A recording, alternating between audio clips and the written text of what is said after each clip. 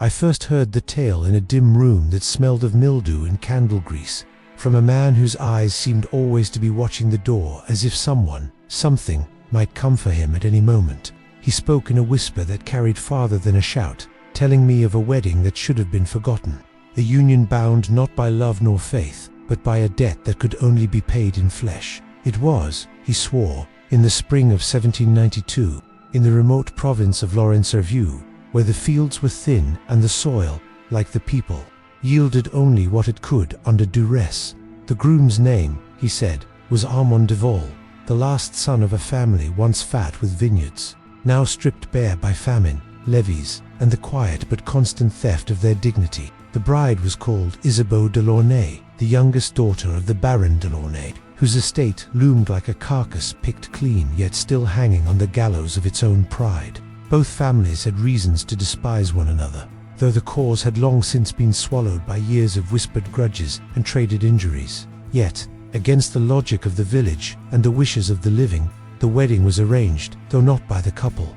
It was, the old man told me, a pact sealed behind doors that had seemed darker business. The ceremony itself was to take place not in the village chapel, which had been gutted in the last wave of unrest, but within the Baroness' own hall, a place thick with ancestral portraits whose faces seemed more interested in the sins of the living than in the virtues of the dead. Invitations were sent far and near, though curiously only those whose fortunes had waned, whose reputations had withered, or whose secrets could not bear the light, seemed to attend. No one could say what bound them all together, save that each wore the look of one who had bargained away something precious and was waiting for the terms to come due.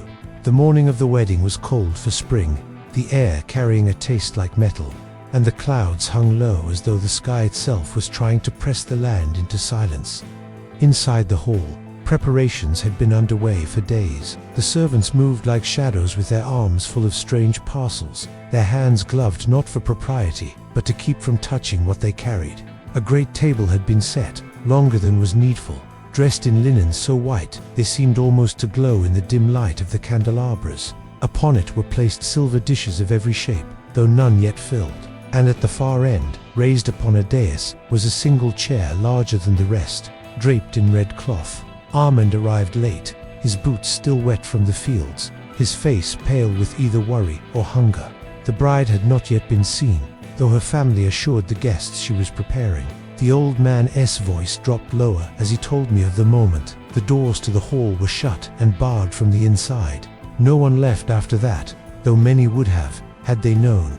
The priest, if priest he was, began the rites in Latin, though the words were strange, the cadences wrong, as if the language had been taught to him by someone who had only heard it spoken through a wall. Armand answered when spoken to, but his voice was distant, like a man speaking in his sleep. Then came the feast, for the Baron insisted no marriage was complete without the breaking of bread. The servants filed in carrying covered platters, the smell of roasted meat filling the hall, rich and heavy, clinging to the back of the throat. Guests leaned forward to see the delicacies revealed, and yet, though the dishes were varied, not one contained fowl, fish, or beast they could name. Some claimed the meat was from the Baron's own herds, but no cattle had been seen in his fields for years. Armand did not eat. He sat with his hands in his lap, his eyes fixed on some point beyond the wall. The bride entered at last, her gown white but stained at the hem, her veil so thick the features beneath were obscured. She moved as though lead, not walking but being pulled by some invisible tether. When she reached the head of the table, the Baron rose, lifted his goblet, and in a voice that seemed to belong to the walls themselves, declared the union complete. What followed, the man told me, was not written in any parish record, nor whispered in any confession. But the truth, he said, is that before the night was over, the groom had been served, not as guest, not as husband, but as the main course. I laughed then, nervously, thinking it a grotesque invention, but the man did not smile. He told me the proof lay in the ground beneath the hall, where a vault held not the Baron's ancestors, but the remnants of a feast no one dared name. And as I left him, his voice followed me down the damp corridor. If you doubt me, go to Lorraine-sur-View, dig deep enough, and you will taste the truth on your tongue. The tale might have ended there, with the uneasy suspicion of a madman, had my own steps not led me to Lorraine-sur-View some months later. It was not curiosity alone that drew me, but the peculiar weight of his voice, that low, deliberate rhythm that seemed less like a recounting and more like an infection, settling into the marrow and refusing to leave. The village was little more than a cluster of weather-bitten houses, their shutters sagging like tired eyelids, and a single road that bent upon itself as though it regretted arriving there at all. The locals eyed me as one might a stray dog, tolerating my presence only because chasing me away would take more energy than they possessed. When I inquired about the Baron's hall, their lips pressed thin, and more than one crossed themselves in a manner so furtive it was almost an afterthought. Still, I found it, perched on the northern rise, the stone blackened not by fire but by years of rain and the creeping moss that seemed to grow even on the shadows. The gates hung crooked, as though they had been opened too wide once and had never fully closed since. I was received, if that is the word, by a woman who might have been a servant or a relic. Her back bent, her eyes milk-white but unblinking. She admitted me without question, guiding me through a hall whose air smelled faintly of brine and something sweeter, cloying, like fruit left too long in the sun. The portraits were still there, the painted eyes tracking my passage, though the faces were obscured now by dust and a slow drip of moisture from the ceiling. She led me to a room whose floor slanted just enough to make one uneasy, and there I met the Baron. Time had not touched him as it touched others. His frame was tall, his posture unyielding, but his skin was the color of old paper, and his smile was as thin as the edge of a blade. We spoke in the manner of strangers testing one another's limits, each question of mine answered with something that felt like an answer until I examined it closely. Yes, there had been a wedding here, he admitted, though his eyes seemed to shine faintly when I asked whose. The feast, a family affair. The groom, well-fed, he said, and something in the way his tongue lingered on the words made the hairs on my neck stiffen. That night, I was given a chamber in the east wing, though it was clear the room had not been used in years. The bed sagged in the middle as though something heavy had lain there too long, and the walls were scrawled faintly with markings I could not read, curves and cuts that caught the light from my candle and seemed to writhe when I blinked. In the dark I heard sounds not carried by the wind, a slow, deliberate dragging, as though something soft was being pulled across the floor in the corridor outside, the muffled clink of metal, and once the unmistakable sound of a knife being drawn along a whetstone. Sleep came in thin, tattered scraps, and by dawn I resolved to leave. Yet before I could, the Baron himself appeared at my door. His voice was courteous, but the invitation he extended carried the weight of an obligation. He wished me to join him for breakfast. The table was smaller now, set for two, but the silverware gleamed as if it had been polished in blood. The dish placed before me was covered, and when the lid was lifted, I saw not bread, nor meat I knew, but a slice of flesh so pale it was almost translucent, glistening in its own juices. I did not eat. The Baron did. His teeth were very white. After the meal, I was free to go, though not before the servant woman pressed something into my hand. A key, small and black, its teeth uneven as though filed by hand. She did not speak, but her grip was fierce, and her eyes, though clouded, seemed to look straight into mine. I left the hall, but I did not leave the village. That night, under a moon smothered by cloud, I returned, the key heavy in my pocket. The gates groaned open, the hinges crying like something in pain. Inside, the air was thicker, the silence heavier. I found the door, the key fit, narrow, iron-bound, hidden behind a faded tapestry of a hunting scene where the prey's eyes seemed almost human. The lock yielded reluctantly, and the smell that met me was like a slap. Copper, damp earth, and the sweet sour rot of decay. The stairwell spiraled downward, each step slick with moisture. At the bottom, my candle flame struggled against the stale air, casting only enough light to show me the vault.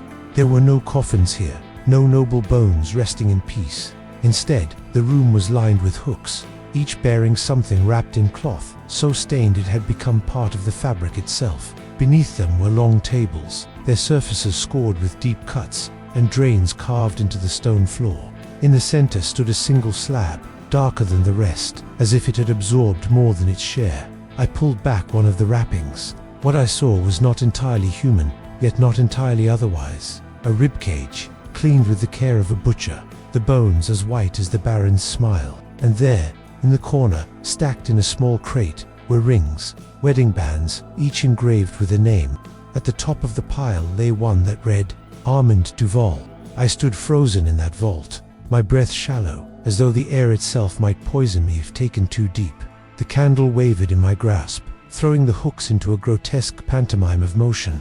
The name engraved on that ring, Armand Duval, pulsed in my mind like a wound, for I had heard it once before, whispered in the taverns of Tours, spoken with a mix of pity and fear. He was a merchant's son, handsome, with a reputation for charm, though perhaps too much of it. His disappearance, I recalled now, had been explained away as a duel gone wrong, the family quietly compensated by an unnamed benefactor. I began to understand who that benefactor must have been. My fingers, almost of their own accord, touched the next ring in the pile. Its surface was still warm, impossibly so, as if it had been resting in a living palm mere moments before. The engraving had been worn by time, but the letters that remained told of another life extinguished. A name that, I would learn later, belonged to a groom whose wedding feast had ended before the dessert was served. A sound behind me broke my trance, the faintest shuffle, followed by the creak of leather. I turned, raising the candle, and there he stood, the Baron. His face was serene, but there was a glimmer there, a kind of indulgent pleasure, as though he had caught a child in some mischief. "You've found my larder," he said, his voice smooth as oiled wood. He stepped forward, and the candlelight clung to him, unwilling to let go, revealing the faint red at the edge of his cuffs. "Do you know what a wedding is, in its purest form?" he asked. "It is a union, yes, but also a sacrifice. 2 lives, bound, 1 body, consumed." He moved past me, his gaze never breaking, and laid a hand on the slab. "This stone has felt more devotion than any church altar," he murmured. "The grooms come willingly, though they do not know it. Their hearts are still warm when I take them." His words fell like drops of wax, each one sealing some truth I dared not fully face. I wanted to flee, yet my legs betrayed me, rooted to the damp floor. "Why?" I managed to whisper, though the question seemed pitiful in the face of such a man. He smiled, almost kindly. "Because a wedding feast should be unforgettable." Then his tone shifted, lower, colder. "And because there are appetites the earth will not take from you until it has no choice." He turned then, gesturing to the hooks. "These men, they are still here, in a way. They have become part of the soil, part of the wine, part of me. It would be wasteful to let them go to ash." The logic was monstrous, yet in that room, in that air thick with the ghost of blood, it seemed to carry its own terrible coherence. He reached into the crate and plucked a ring, rolling it between his fingers before pressing it into my palm. "Keep it," he said, "a memento. Perhaps one day you will understand." I did not thank him. I could not. He turned and ascended the stairs, leaving me in darkness when the door closed above. I do not remember leaving the vault, only that I found myself outside the hall, the key gone from my pocket, the ring still clutched in my hand, so tightly it left a mark in my skin. The village was silent as I passed through, though I sensed eyes at every shutter, watching, weighing. At the edge of the road, I looked back. The hall seemed smaller now, as though it were folding in on itself, but the faint glow from its windows suggested the feast, in some form, continued. That night, I took a room at the inn, the ring on the table before me. Sleep, again, was an illusion. Each time my eyes closed, I saw the slab, the pale flesh, the careful cuts, and worse, I saw the grooms' faces, not in fear, but in a strange, dreamlike resignation, as if they had walked willingly to that stone. It was just before dawn when the inn's door creaked open below. I heard heavy steps on the stairs, the sound of someone dragging a burden just out of sight. The footsteps paused outside my door. A knock, soft, deliberate. When I did not answer, a voice spoke. "It is your turn to attend the feast." I did not open the door. The steps receded, slowly, and I sat in the dark, listening until the first light bled through the shutters. I left at sunrise, without paying, without looking back. But the ring was no longer on the table. It sat, instead, on the pillow beside me, warm to the touch. I fled that village with the conviction of a man escaping a fire. Yet the road seemed endless, each turn revealing not freedom but another stretch of shadowed trees that bent inward like silent witnesses. The ring weighed in my pocket like a stone, though I had tried. God knows I had tried to throw it away. Each time, I would check and find it there again, as though the metal had a will of its own. By the second day, a wind began to rise. carrying with it a scent both sweet and metallic. Faint at first, but growing stronger the farther I traveled. It was the same scent that had clung to the vault, to the hooks, to the slab. I convinced myself it was only memory, a trick of the mind, but memory does not make your mouth dry or your stomach twist with a hunger you cannot name. The road dipped into a valley, and there, impossibly, stood a structure I recognized. The wedding hall. Its spires reached up from the mist like bones through thin flesh. The same red glow in its windows as before, though I knew I had walked for days in the opposite direction. My feet carried me forward despite every silent plea from my reason, and when I reached the door, it opened for me without a touch. Inside, the air was warmer than it should have been, almost damp, and the smell that had haunted me bloomed in full. The tables were set as they had been on that first night, but the seats were filled with figures whose faces were pale and perfect, the skin stretched smooth as porcelain. They smiled without blinking, forks poised above plates that steamed, though no one moved to eat. At the head of the table sat the Baron, his eyes bright, his hands resting lightly on the chair's carved arms, as though he had been waiting. "We were missing only the final guest," he said, his voice wrapping round the room like velvet. He gestured to the seat beside him, where a silver goblet sat, filled to the brim with something dark and thick. "You have carried my gift. That means you have accepted." I shook my head, but found my legs bending, my hands resting on the table's edge. The ring in my pocket burned now, as if the metal had turned molten. The Baron leaned toward me, close enough that I could smell the faint trace of wine, or perhaps blood. "It is not death you fear," he said softly. "It is belonging. The world outside this hall will forget you, but here you will be remembered, piece by piece." The guests turned their heads toward me in unison, their movements too smooth, their eyes too intent. I saw now that each bore a ring identical to mine, glinting like a seal of ownership. The Baron lifted his goblet in silent toast, and the others followed, the liquid inside catching the candlelight in a way that made it seem almost alive.